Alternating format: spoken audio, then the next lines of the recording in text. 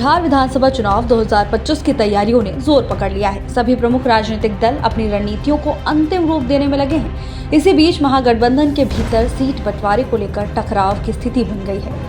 भाकपा ने 24 से अधिक सीटों पर दावेदारी जताई, जिससे गठबंधन में तनातनी बढ़ गई। तो वहीं कांग्रेस ने भी एक बार फिर 90 सीटों पर लड़ने की मंशा जाहिर कर दी है, जिससे अंदरूनी खींचतान और गहराने की आशंका है। सूत्रों के मुताबिक कांग्रेस ने बिहार में 90 सीटों पर चुनाव लड़ने की रणनीति बनाई है।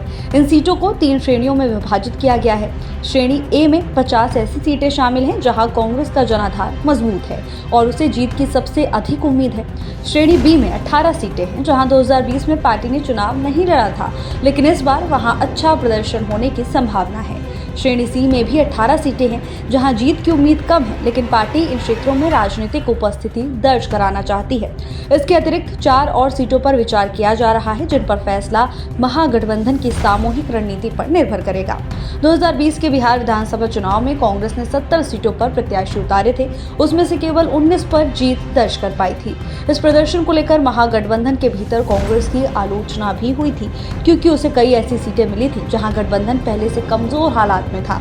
इस बार कांग्रेस ने पूर्व अनुभवों से सबक लेते हुए अपनी रणनीति बदल ली है।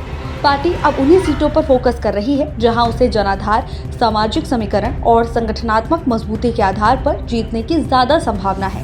कांग्रेस की ये रणनीति सिर्फ अधिक सीटों की मांग करने तक सीमित नहीं है, बल्कि ये उसकी राजनीतिक स्थिति को महागठबंधन के भीतर और मजबूत बनाने की कोशिश है। पार्टी ने जिन 90 सीटों की पहचान की है, उन पर सर्वे कराया गया है और उम्मीदवारों का चयन जीत की संभावना को देखते हुए किया जाएगा।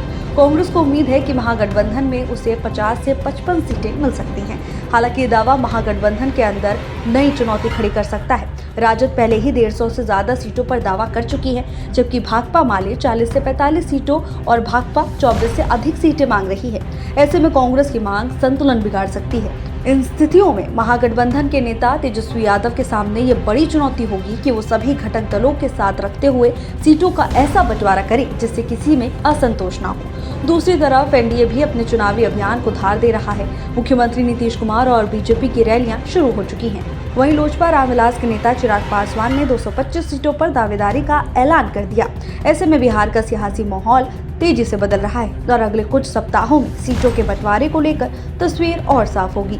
अब देखना ये होगा कि कांग्रेस अपनी रणनीति के अनुरूप सीटें हासिल कर पाती है या नहीं, और क्या महागठबंधन तेजस्वी यादव के नेतृत्व में एकजुट रहकर एनडीए के सामने मजबूत चुनौती पेश कर सकेगा।